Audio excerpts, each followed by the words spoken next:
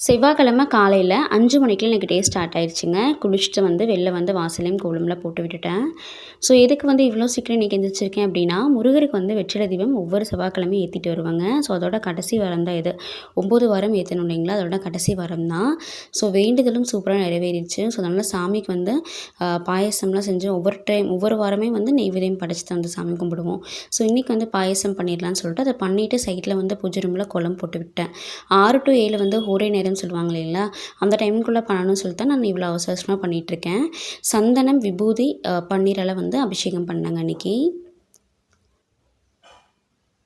So சூப்பரா வந்து தீபம்லாம் ஏத்திட்டு, அதுக்கப்புறம் பார்த்தீங்கன்னா, நாங்க துர்க்கை அம்மனுக்கும் வெள்ளி, செவ்வாய்ல வந்து எங்க வீட்ல விளக்கேத்துவோம். ஸோ அதே மாரி நெய் தீபம் வந்து ஏத்தியாச்சுங்க. ஸோ சூப்பரா வந்து இந்த மாரி பண்ணும்போது நல்ல ஒரு பாசிட்டிவ் வைபா அந்த டேவே வந்து நல்லா ஒரு ஃப்ரெஷ்ஷா ஸ்டார்ட் ஆகுற மாரி ஃபீல் ஆகும். ஸோ சூப்பரா வந்து இந்த செவ்வாய்க்கிழமை எனக்கு போச்சுங்க.